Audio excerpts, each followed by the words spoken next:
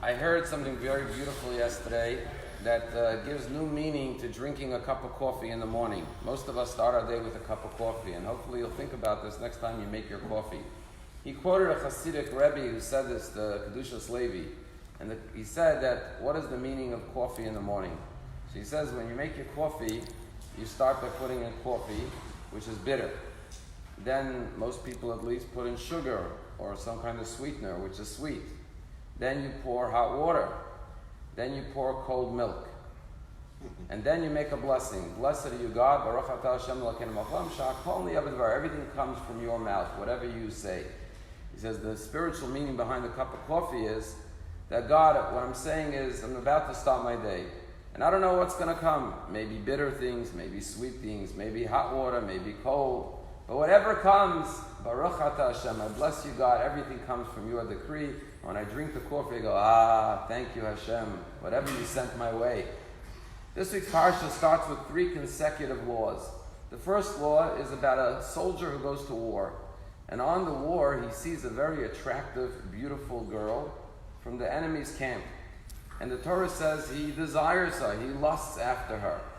So we know that in war sometimes the soldiers do things that they shouldn't do. They violate women. So the Torah says the evil inclination, the temptation of man is so great. So the Torah says, hey, slow down, hold up. Don't do anything to this woman. Take her home, bring her to your house, and there's a 30-day grace period, a waiting period. And she'll sit there in her house and she'll cry, I want to go home, I want to go back to my family. And if after 30 days you still lust for her, you still desire her, you could marry her. That's rule number 1. Law number two is laws of inheritance. That if in those days men married more than one wife, it was permissible. So a man marries 2 women, one he hates and one he loves. Now the one who gave him his firstborn child is from the woman that he hates, not the woman that he loves. So now when it comes time for inheritance, he wants to give the double portion, not to the oldest son of the woman he despises, but he wants to give it to the child of the woman he loves. The Torah says, no, it's not allowed. The firstborn is entitled to a double inheritance. Even though he's a child of the mother you don't like, you hate, you still have to give him his firstborn. The third law in the Torah in this week's parasha talks about a wicked, rebellious child, a child who is wayward and sinful and rebels against his parents, and how to deal with that child who's out of control, which sadly sometimes parents have to deal with children like that. So Rashi asks, what's the connection? A, B, and C. A soldier at war, laws of inheritance, and a wayward child. So Rashi says something brilliant, beautiful. Rashi says, and he doesn't quote Pirkei Avot, but I'll quote Pirkei Avot. Pirkei Avot says, one good deed leads to another good deed. Mitzvah goreret mitzvah. You do something good, inevitably something else good will happen. One good deed triggers the next good deed. But on the reverse, flip side, one bad deed will ultimately lead to another bad deed. You know, if you do something wrong and someone asks you, you have to lie about it, right? So lead to a second lie. Then after you lie about it, you have to continue the lie. So you have to carry one bad thing. You start with one bad thing, it leads to other. It leads to a good mitzvah, it leads to another mitzvah, right? So he says, this man did something wrong. What did he do?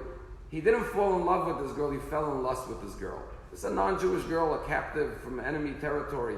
What's he taking her for? It's lust, it's not love. Love is about giving, lust is about taking. He was being selfish, he was following his primal base instincts. But he marries her.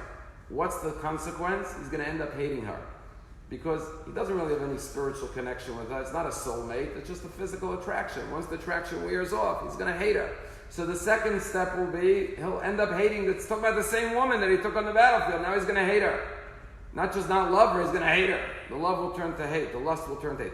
And you know what's going to happen? The child who grows up from that marriage is going to be the wayward or rebellious child. Because what kind of a child could grow up from a marriage where the father hates the mother, was only based on lust, never based on love or mutual connection? So one bad deed leads to another one, which leads to another. On the other side, one good deed leads to another good deed. So going back to the cup of coffee, we don't know what the day is going to bring. Bitter, sweet, hot, cold, whatever Hashem sends us, we're grateful. But while we don't know what's going to come our way, we have control over the choices we make. And if we start the day with good choices, like coming to shul, it'll lead to giving tzedakah, and then it'll lead to another mitzvah and another mitzvah. Every good deed will lead to another. If we make bad choices, that's in our control. It leads to bad things. I got an email yesterday from a couple I don't know. I look forward to getting to know them. But they sent me a very heartfelt email because they saw the video yesterday. Someone shared with them the video of the Dvar Torah yesterday. And yesterday I told the story about the first victim of 9/11. It's a man by the name of Danny Lewin.